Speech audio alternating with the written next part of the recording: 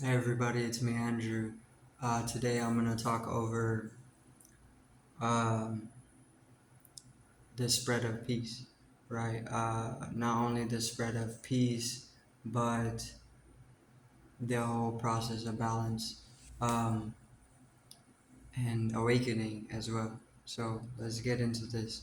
Um, the spread of peace is definitely on the rise, right? Even though there's a lot of different stuff going on to conflict the whole process, the acceleration of energy, information, and intelligence is on the uprise. This is the cosmological phenomena. This is due to the cosmological phenomena, um, which is pretty much just this whole universe in motion, right? And all the various mechanics that follow the motion of the universe. You cannot calculate all the mechanics. Uh, we just have various different sciences to help us communicate out a little bit of what's happening, right? But the spread of peace is literally on the uprise in the time the time and space, or the space time. Um, so the light, the awakening, right? Coming out of the dark ages, easily seen as very, very violent, and a lot of misunderstanding. Very, very dark. Things are taking place, right? Which still are. They're still rippling out. We're still entangled with all this, with a lot of stuff. You can turn yourself inward, connect, and intuitively just grasp whatever things have been collectively inherited from the past. But we're definitely we're spiraling into higher densities once again, right? From lower densities, um, which with the higher densities we'll eventually be able to break through as a collective into different states of consciousness, right? No longer in need of routine based consciousness, or maybe even type of daily consciousness or normal type of consciousness, more so just more of a transcendental consciousness as a collective, right? Which is already here. Everybody is pretty much transcendental, um, which is coming with spirituality. Spirituality, once again, is not something only specifically for human beings or this species. Spirituality is founded within all beings, all creatures, all animals, plants, insects. Every being has a sense dimension of spirituality, because spirit is energy, and spirituality is just the rhythm of that energy, the dance of energy, and then self-reflecting on that on that dance, right? So everything is spiritual. Everything is spirituality. Everything has a sense of spirituality, though there may not be enough consciousness to a specific species in order for them to integrate it into their maybe their language or whatever. But even that is false, because the and everything is communicating and interconnected. So um, this is what generates high intensities of spirit or energy. Um, and the moment that you connect with that natural process, the moment that you can rise up into higher densities, which if you then transcend the physical or mental state, then it's easily going to be seen as a transcendental experience, which is synonymous with spiritual paths or liberation, right? So um, peace is on the uprise. Definitely still war, but as the collective subconscious starts to open with the Earth's Kundalini rising, the subconscious begins to open up more. And when the subconscious starts to open up more, we can, as a collective, start to integrate more of what has remained unconscious, which is where all the hatred is being accumulated in unconscious um, spheres or bubbles in the space-time continuum. And in these bubbles, obviously, there's different realms that can be accessed. Um, and then these different realms are obviously inhabiting more lower dense more lower density entities or beings, or just energies, because it's all just energy. But as a being, you can bend that. You can bend the energy. You can integrate your own individual unconscious into consciousness, and you can, once you're conscious, hate and fear, these things are they're abolished, they're burned away in the fire of self-discovery, right? The fire of self-discovery is self-realization, right? The more that you generate higher levels of consciousness, the more that you are burning everything that is not you away, right? So you can be caught up in delusion, you can be caught up in a lot of different things. um, but for example, belief systems are perfect. Belief systems are a perfect example of what can be burned away. So you can be believing a bunch of different things, but that's not the reality. The reality is completely different from what is being envisioned in the mind. So that's something that can be burned away, right? That's ash that flies off into the universal continuity. Um, and then all that remains is a cleansed vessel, which the vessel is the body and the mind. Um, so the self-discovery is realization. The realization is synonymous with liberation. Liberation comes when you let go of things. Letting go is just being present. To simplify it, uh, life is not complex. Life has complexities, but life is not a complex thing, right? Everything is simple. Out in nature's principles are the utmost simple. Um, they get complex. They can get complex, but they're simple, right? They need to be simple in order for things to be easily handled as oneness, right? Oneness is the most simple thing. Before you just die away into nothingness, um, which is beyond simple, because it's nothing, right? And I'm talking of the void, preconception or before conception, or dimension, or anything, um, which is where peace is, and bliss. The more that you're able to die, or the more that you're able to cessate any type of action, and even any type of being,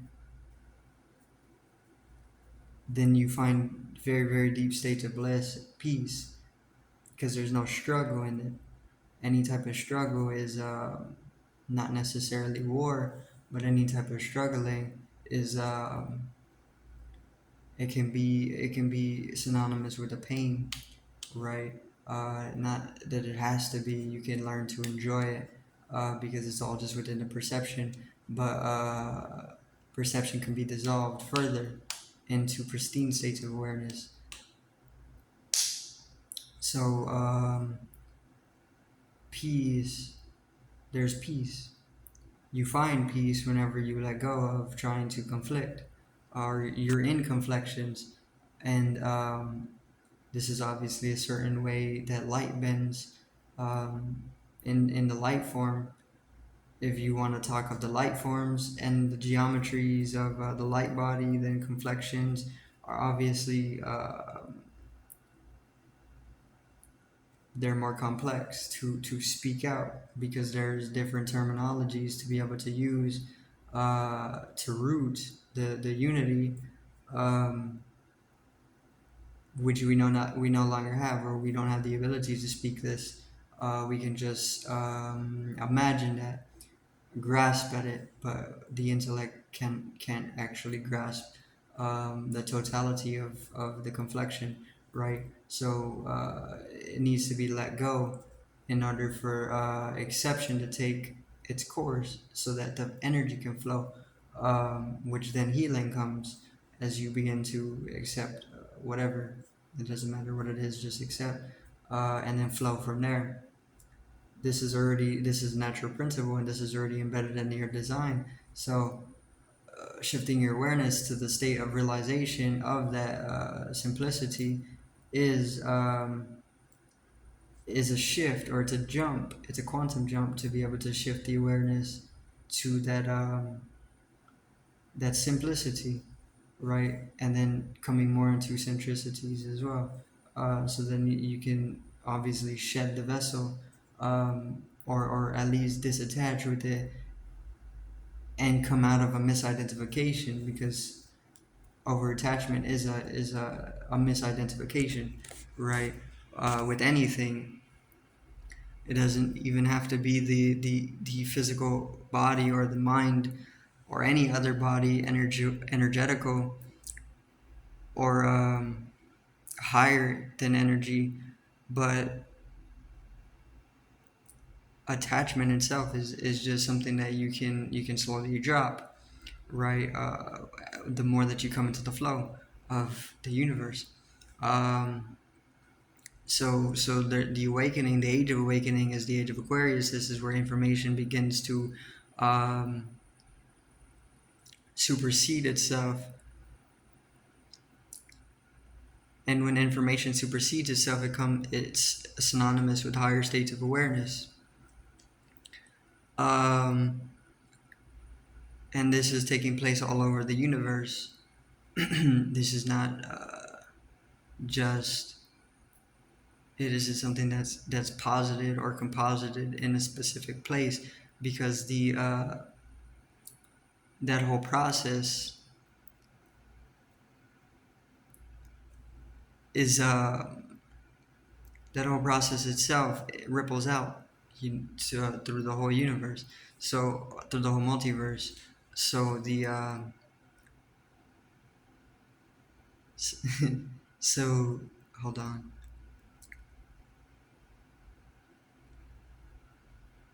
So the spiritual awakening is going to definitely come as we start to meet with the peaks of the Aquarian era, or the Aquarius energy.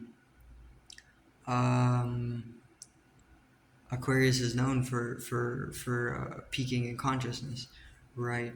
Um,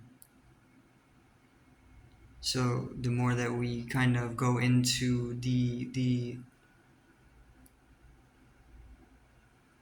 more that we go into the falters, we find that there's definitely universal rhythms that can be tuned into for whoever can't feel them on a subtler level, which is found in the subconscious. You can open yourself up to be able to tune into them, completely conscious of what it feels like to tune into the universal rhythms.